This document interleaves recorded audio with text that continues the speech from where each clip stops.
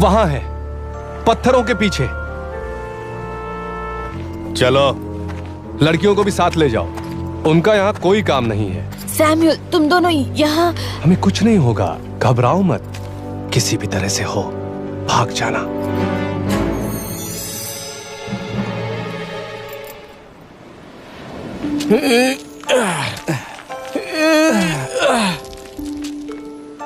एक जरा सी चूक और मेरे चोरी चकारी के दिन खत्म। तुम और तुम्हारा भाई इस गलत काम की चपेट में कैसे आ गए? गवर्नर ने हमारे माँ बाप को मरवा डाला, हमारी जमीन ले ली, हमारा सब कुछ छीन लिया। इतनी गरीबी में इंसान के लिए कोई भी उम्मीद नहीं बचती। पर मैं इस तरह नहीं सोचता। मैंने जोड़िया के गरीब लोगों की एक कहानी सुनी है। मेरे पैदा होने से कुछ साल पहले की बात है। महाराज ने सबका नाम टैक्स लिस्ट में डालने का हुक्म जारी किया। जांच के लिए अपने अपने जन्म स्थान पर जाना जरूरी था। एक गरीब दंपति जोसेफ और उसकी पत्नी मेरी को बहुत दूर जोसेफ के जन्मस्थल बेथलेहम जाना पड़ा। जबकि मेरी किसी भी पल मां बनने वाली थी, लेकिन फिर भी उन्हें जाना पड़ा। उन्होंने अपने रिश्तेदार का घर ढूंढ निकाला, लेकिन उस वक्त वो एक सराय थी और उसमें उनके लिए कोई जगह नहीं थी। उन्हें नीचे अस्तबल में जाकर रहना पड़ा। उसी शाम मैरी ने अपने बच्चे को जन्म दिया। उन्होंने शिशु को कपड़े में लपेट लिया। इस बीच कुछ गरेडियों को, जो पास के पहाड़ों पर अपनी भेड़ चरा रहे थे,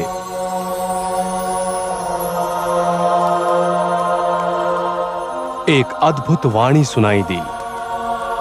निश्चित रूप से वो एक आकाशवाणी थी। घबराओ मत, मैं तुम लोगों को एक खुशखबरी सुना रहा हूं। आज तुम्हें बचाने वाले का जन्म हुआ है। वे क्राइस्ट हैं, ईश्वर हैं। वे इसी शहर में हैं। तुम लोग उन्हें पहचान लोगे। वो इस वक्त घास के ढेर पर लेटे हुए मिलेंगे। फिर उन्हें एक गीत सुनाई दिया। Glory to God in heaven, peace on earth to everyone. उन्हें आश्चर्य हो रहा था, भला उन गरीब गरेडियों को कौन पहचानता था? लोग उन्हें कुछ समझते ही नहीं थे, लेकिन इतनी बड़ी खुशखबरी सबसे पहले उन्हें सुनाई गई। उन्हें यकीन नहीं हो रहा था।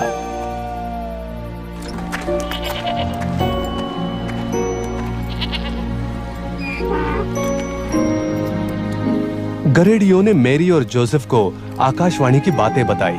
सुनकर सभी चौंक गए, पर मेरी कुछ नहीं बोली। वो सोचने लगी कि गरेडियों की कही बातों का मतलब क्या निकलता है। कुछ समय बाद परंपराओं के अनुसार मेरी और जोसेफ अपने बच्चे को मंदिर ले गए। अपने बच्चे के लिए वे कितने आभारी थे, यही दर्शाने के लिए वे मंदिर में चढ़ाने के लिए 2 पंछी लाए थे। पादरी सिमियन और एना ने एक ऐसे चमत्कार के लिए प्रार्थना की थी जो पूरी दुनिया में उम्मीद की किरणें बिखेरेगा, अमीर गरीब सबकी जिंदगियां रोशन कर देगा। जब सिमियन ने शिशु को गोद में उठाया, तब उन्होंने मेरी और जोसेफ से कहा कि जिस चमत्कार के इंतजार में उन्होंने अपनी पूरी जिंदगी बिता दी थी, आखिरकार वो मिल गया है। अब वो खुशी खुशी मर सकते थे। सिमियन जानते थे कि वो शिशु एक नई राह के आगमन का संकेत था, गरीब, बेघर और सभी लोगों के लिए भी। एक नई राह? जिंदगी जीने की राह, चाहे जिंदगी में अंधेरा हो या फिर रोशनी।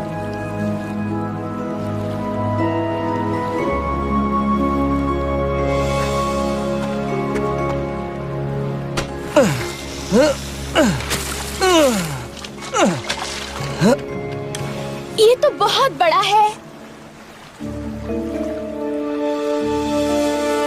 लाइट हाउस का चौकीदार सबसे ऊपर बैठता है। हाँ, और कहाँ बैठेगा?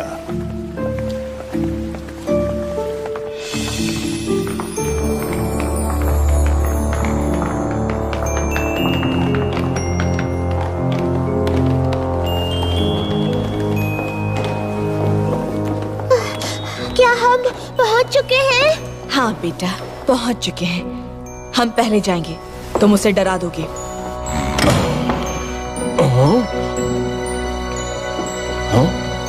थॉमस, हमारी मदद करो। ओ क्या?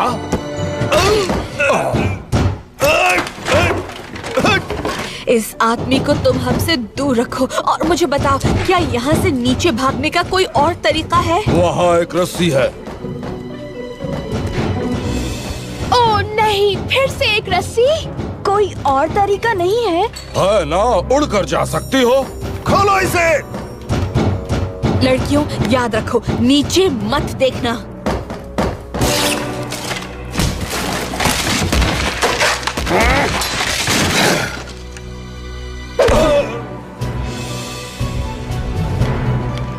ये सब नाव कितनी सुंदर लग रही है।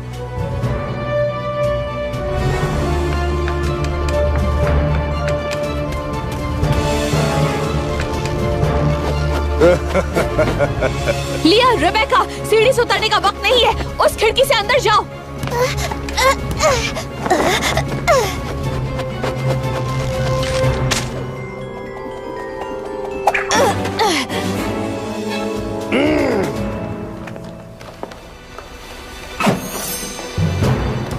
वो आ रहा है।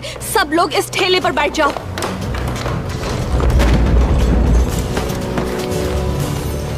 ठीक है, हमें सिर्फ इतना करना है, चढ़कर ऊपर पहुंचना और उस आग पर धूल फेंकना है। आसान है।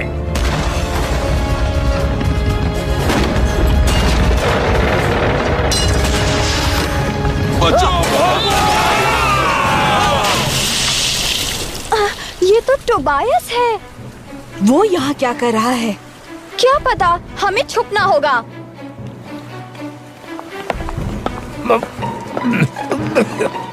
आसान है। अरे वाह, ये तो उन्हीं चोरों में से एक है। कैलब! कैलब! मैं आ रहा हूँ एरन। मैकी, गाड़ी में बैठो, जल्दी।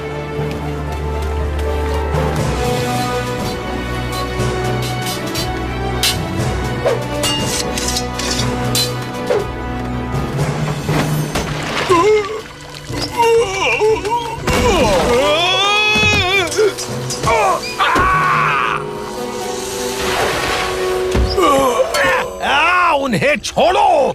गवर्नर ने हमें लाइट बुझाने को कहा था, याद है? हाँ हाँ, लाइट्स बुझाओ। तुम्हें इतनी देर कैसे लगी? लूट का माल कहाँ है? सैमुअल!